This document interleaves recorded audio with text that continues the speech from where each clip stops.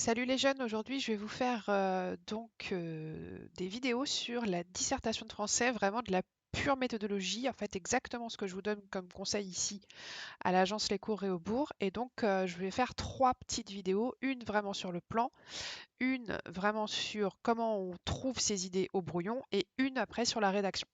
Donc on va commencer aujourd'hui par le plan, parce que c'est la base de toute dissertation. Vous devez vous poser les bonnes questions concernant le plan. Donc, en français, il existe trois types de plans. D'accord? Donc, le plan dialectique, analytique et thématique. Le dialectique, c'est facile à reconnaître, c'est quand vous pouvez répondre par oui ou par non à la question. D'accord? Exemple, le roman se limite-t-il à l'invention d'une histoire? Oui ou non. Dialectique, ça veut dire que on pourrait se disputer sur ce plan. Par exemple, vous pourriez me dire, bah oui, le roman, par définition, c'est une invention, donc c'est l'invention d'une histoire. Et moi, je pourrais vous dire, mais pas du tout. Ça s'inspire énormément de ce qu'on voit autour de nous, de la réalité, des gens qui nous entourent, etc. D'accord? C'est ça, dialectique. Le plan analytique, c'est quand toutes les parties, elles sont dans votre énoncé. D'accord? Donc, par exemple, c'est si on vous dit, est-ce que le théâtre représente un miroir de nous-mêmes, un reflet de la société et une synthèse de nos peurs? Bah, du coup, c'est facile. Vous faites un, nous-mêmes, deux, société, trois, peurs. Limite, c'est chiant tellement c'est facile, hein, l'analytique. Et puis le thématique, bah, le thématique, c'est quand vous ne pouvez pas répondre par oui ou par non. En fait, c'est quand vous devez tout trouver par vous-même. C'est le plus dur parce qu'il n'y a rien en fait. Il y a peu d'informations. C'est par exemple à quoi sert le théâtre. Voilà, vous devez trouver trois choses, trois parties. Voilà, ces types de plans. Alors, sur l'ancien bac, c'était le dialectique qui tombait le plus souvent, d'accord. Le thématique un tout petit peu, c'était assez rare, et l'analytique vraiment une fois de temps en temps. Avec le nouveau bac, là, le nouveau programme de 2020, 2019-2020, on ne sait pas trop du coup ce qui va tomber. Et comme cette année, il n'y aura pas avec le coronavirus, il faudra attendre l'année prochaine pour savoir vraiment ce qui peut tomber comme type de sujet. Donc on verra. Moi, je commence toujours par vous apprendre le dialectique parce que c'est pour moi celui qui tombe le plus souvent et c'est le plus simple à comprendre. Et je vous apprends le thématique en dernier, en fin d'année. Alors, premier exercice qu'il faut faire, c'est vérifier que vous avez compris ce que je viens de vous dire, analytique, dialectique ou thématique. Donc ici, vous avez un petit exercice que je donne aux élèves de l'agence qui est de retrouver parmi ces sujets qui sont tous des vrais sujets qui sont tombés au bac, donc l'ancienne version du bac de français, euh, sont tous tombés, qu'est-ce que c'est? Voilà, vérifiez que vous êtes capable de le reconnaître. Donc vous mettez pause, vous faites vous-même votre petit truc et après vous remettez pour que je vous donne les réponses. Donc les réponses. Peut-on dire que c'est l'acteur qui crée le personnage? C'est un dialectique parce que je peux répondre oui ou non. En quoi peut-on dire que la Renaissance se caractérise par une ouverture à l'autre et une interrogation sur l'autre? Il y a le mot en quoi, donc c'est un thématique. Je ne peux pas répondre oui ou non, c'est un thématique. D'accord? Le fait qu'il y ait ouverture à l'autre et interrogation à l'autre, ça ne fait pas assez pour faire un analytique. D'accord? C'est à peu près la même chose. Quelles sont les fonctions de la poésie? Quelles? Donc c'est un thématique. La poésie vous semble-t-elle le genre privilégié pour évoquer le rêve et le surnaturel? Ce sont deux mots presque synonymes, donc c'est sûr que c'est pas un analytique. Je peux répondre par oui ou par non, c'est un dialectique. Pourquoi le théâtre apprécie-t-il les fous? Pourquoi? Thématique. En quoi la biographie de l'écrivain peut-elle représenter de l'intérêt pour l'autre? Il y a une faute, c'est pas pour l'auteur, c'est pour le lecteur, sinon ça ne veut rien dire. Euh, en quoi? Donc c'est un thématique. Attendez-vous qu'un personnage de roman, qu'il soit proche de vous? Oui, non, dialectique. Pourquoi la poésie est-elle un mode d'accès privilégié au monde? Pourquoi? Thématique. La poésie des paysages et des lieux s'attache au monde extérieur. Dans quelle mesure nous donne-t-elle également accès à une vie plus intime et permet-elle de descendre en soi-même comme l'affirme Jacoté? Ça, c'est un analytique. Première partie, monde extérieur. Deuxième partie, vie plus intime. Troisième partie, descendre en soi-même. D'accord? Le texte au théâtre n'aurait-il qu'une importance secondaire? Oui, non. Dialectique. Le roman se limite-t-il à l'invention d'une histoire? Oui, non. Dialectique. La poésie doit-elle célébrer la vie? Dialectique.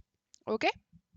Voilà pour ce petit exercice. Ça, c'est la base. Si déjà vous vous plantez de plan au départ, ça va pas être très brillant pour la suite. Donc, déjà, savoir reconnaître son type de plan. Alors, attention dans les types de plans, il y a un piège. It's a trap! Le piège, c'est quand vous avez un sujet qui commence par dans quelle mesure. Par exemple, dans quelle mesure le théâtre apprécie-t-il les fous? Vous allez me dire, je ne peux pas répondre par oui ou par non, donc je le fais en thématique, de cette façon-là, de cette façon-là, de cette façon-là. C'est un piège. C'est en fait un dialectique caché, parce qu'en fait, on attend que vous répondiez dans une certaine mesure oui, dans une certaine mesure non. Alors, on commence par le dialectique. Le dialectique, vous l'avez tous déjà vu et vous en avez déjà entendu parler, c'est le fameux thèse, antithèse, synthèse. C'est ce qu'on doit faire comme plan. D'accord? Donc, thèse, c'est une partie où je suis plutôt d'accord avec la question. Antithèse, c'est une partie que je vais aller nuancer, où je vais aller dans l'autre sens. Je vais prendre le contraire de ma question de départ. Et la synthèse, pour moi, c'est un faux ami le mot synthèse. Ne le prenez pas, il est vicieux. Pensez plutôt dépasser le sujet. Dépassement ou retourner le sujet. D'accord? Parce que si vous pensez synthèse, vous allez me faire une espèce de bidouillage, de conclusion, peut-être ben que oui, peut-être ben que non, à la normande là, et ça va pas le faire. Donc voilà. Il y a deux pièges quand on fait un plan dialectique. J'ai repris ces pièges du site extraordinairement magnifique d'Amélie View, commentaire-composé.fr. De toute façon, je vous en parle tout le temps d'Amélie, c'est ma déesse. Voilà, c'est une mine d'or pour votre bac de français, c'est génial ce qu'elle fait, elle a même un bouquin, enfin je vous le conseille, c'est top. Donc j'ai repris ça de son site internet parce que j'ai trouvé que c'était génial. Bien sûr, le premier piège, c'est de faire un plan schizophrène, c'est-à-dire comme je vous ai dit qu'il y a thèse et après antithèse, on va chercher le contraire, souvent la première fois, vous avez tendance à me faire un plan schizophrène, c'est-à-dire que prenons un sujet qui n'est pas du français. Les fraises sont-elles bonnes? Vous allez me dire, oui, les fraises sont bonnes. Non, les fraises sont pas bonnes. Et là, moi, je vais vous dire, mon gars, t'es pas tout seul dans ta tête. Ça le fait pas. Pas de plan schizophrène. En fait, vous devez nuancer. Vous devez dire, oui, les fraises sont plutôt bonnes, mais parfois, celles qui sont issues de cultures artificialisées, c'est moins bon. Vous voyez? C'est ce que vous devez faire. Eh bien, c'est pareil, si on reprend le roman se limite-t-il à l'invention d'une histoire, vous pouvez pas me dire oui, ça se limite, non, ça se limite pas. C'est schizophrène. Vous devez me dire oui, c'est vrai que le roman c'est une invention, c'est sa définition, mais on peut aussi s'inspirer de plein de choses de la réalité. Voilà, c'est l'art de la nuance qu'il va falloir apprendre à mettre dans vos dissertations. Deuxième piège, c'est de ne pas faire la troisième partie, de ne pas faire ce fameux dépassement. Faire une partie thèse, antithèse, oui, non, tout le monde sait le faire, c'est facile à trouver. Ce qui est intéressant, c'est comment vous allez dans votre dépassement. Quelle troisième partie vous me trouvez? Et c'est ça qui donne de la valeur à votre copie. Et c'est ça qui fait monter la note. D'accord? Donc la troisième voie, le troisième partie, le dépassement, celle souvent sur lequel vous galérez parce qu'effectivement c'est plus compliqué. Vous devez la faire absolument. C'est vraiment extrêmement rare qu'on ne puisse pas faire de troisième partie dans une dissertation. Après, vous avez certains de vos professeurs qui vont vous dire oui, deux parties, ça suffit. Oui, ça suffit, mais nous, on vise l'excellence. Donc non, ça suffit pas. Vous me faites une belle troisième partie et vous me décrochez un 18. Et là, on est content. Donc, justement, parlons du dialectique. On va faire un exemple concret, parce qu'il n'y a rien de mieux que des vrais modèles concrets pour comprendre. Donc, exemple d'un dialectique. Le roman se limite-t-il à l'invention d'une histoire? Bien. Bon, on a vu que c'était un dialectique. Première partie, on dit oui. D'accord? Le roman est par définition une invention. Le oui, on le garde pour nous, entre guillemets, hein, entre crochets, on ne dit jamais dans une dissertation, nous allons voir dans un premier temps que oui. Ça vous fait rire, mais si je vous le dis, c'est que je l'ai vu. C'est que je l'ai lu dans des dissertations. Donc première partie, le roman est par définition une invention. Deuxième partie, mais il peut s'inspirer de la réalité. Et vous voyez la nuance, elle est là, dans le mot peut. Hein? Peu, souvent, parfois, c'est vos meilleurs amis en dissertation. Troisième partie, je dépasse mon sujet. Il ne se limite pas à ça. Je prends mon mot-clé ici au début. Ça ne se limite pas, ça a plein d'autres objectifs, divers objectifs. Et c'est ça ma troisième partie. OK? Deuxième exemple. La littérature, est-elle une arme efficace contre la guerre? Encore, c'est un sujet qui est vraiment tombé. Partie thèse, oui, la littérature peut être une arme contre la guerre. Peut, encore une fois, je nuance. Deuxième partie, je vais dire que bah non, ça marche pas forcément. Donc je vais mettre, mais elle a des limites. D'accord? Et la troisième partie, ici, je retourne mon sujet. D'accord? C'est-à-dire que la littérature est-elle une arme efficace contre la guerre? Mais je vais le mettre dans l'autre sens. Je vais montrer qu'il existe aussi des littératures belliqueuses et guerrières. D'accord? D'accord? Donc, premier type, là je dépasse. Deuxième type de sujet, je peux retourner. Troisième type de sujet, cette fois-ci, c'est la fameuse synthèse. Je vous ai dit, oubliez la synthèse, c'est un mauvais mot. Effectivement, c'est un faux ami, sauf sur une type, ouais, c'est dur le confinement, un type de dissertation sur le théâtre. Si vous avez un sujet de dissertation sur le théâtre où on vous demande de comparer un petit peu le texte, la mise en scène, l'auteur, le metteur en scène, enfin voilà, tous ces types de sujets un peu dialectiques sur est-ce que c'est plus important le spectacle ou l'œuvre qui a été écrite par l'auteur, là vous me faites une synthèse et du coup ça donne 1. Donc le texte au théâtre n'aurait-il qu'une importance secondaire? Il y a une faute. Le texte, bah oui, c'est une base importante, bien sûr, c'est une base. Mais la mise en scène et le spectacle peuvent parfois passer devant, d'accord? Prendre le dessus sur le. Et dans ce cas-là, le texte devient secondaire. Et la troisième partie, je fais une synthèse. Je dis que c'est le mélange des deux qui fait que chaque œuvre est unique. D'accord? Et là, j'ai vraiment une synthèse qui porte bien son nom. Mais c'est vraiment, c'est que pour ce type de dissertation sur le théâtre. Et avec le nouveau type de bac, je ne sais pas si vous aurez des sujets comme ça. C'est des choses qu'on avait sur l'ancienne version du bac. Mais là, maintenant, comme vous êtes sur une œuvre, comme votre dissertation, elle se base quand même sur une œuvre. Je ne sais pas si vous aurez ce type de sujet ou pas. Mais voilà, pensez que quand vous avez un dialectique, il y a 3 possibilités pour faire une troisième partie. La plupart du temps, ça sera un dépassement. Pour certains sujets, on retourne le sujet, mais c'est vraiment quand le sujet le demande. Et parfois, ça sera une synthèse. Voilà. Mais le plus courant, ça sera le dépassement.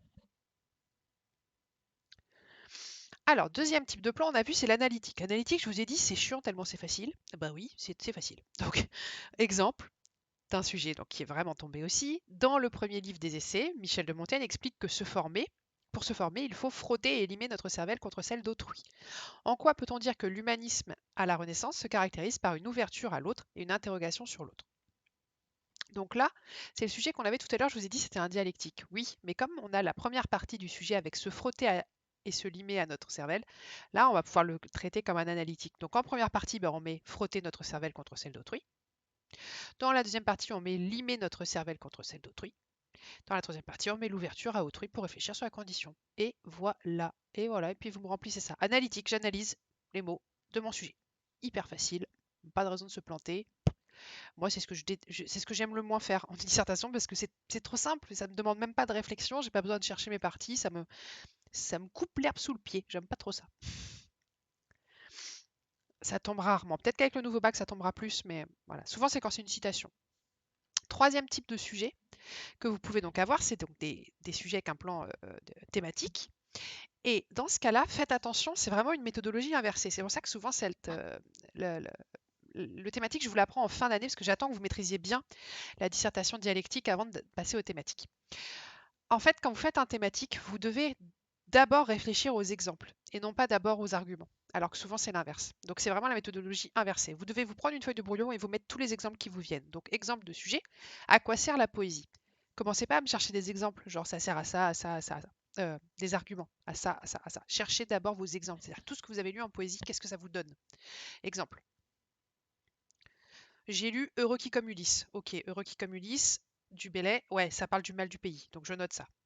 Ce poignet d'émis de toi, de Merle, ah oui, c'est une dénonciation de la Shoah.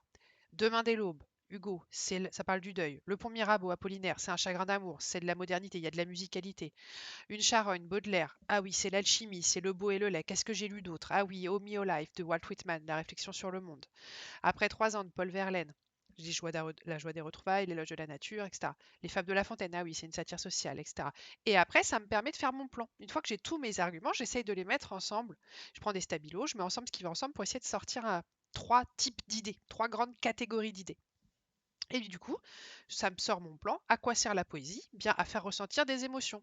Là, je peux mettre le pont Mirabeau, avec la musicalité, etc. D'accord? À faire rêver, à faire s'évader. Et là, je peux mettre des poèmes Heureux qui comme Ulysse de Du Bellay, par exemple. D'accord?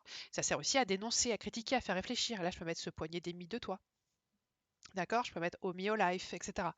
Donc, voilà, ça se fait à l'envers, le thématique. Voilà les loulous, donc là vous avez vos 3 types de plans, analytique, dialectique, thématique. N'hésitez pas à regarder donc les 2 autres vidéos, celle sur la constitution du plan vraiment du brouillon et ensuite celle sur la rédaction et vous serez parés pour la dissertation. J'espère qu'on se reverra bientôt. Je vous souhaite à tous une bonne journée. Ciao!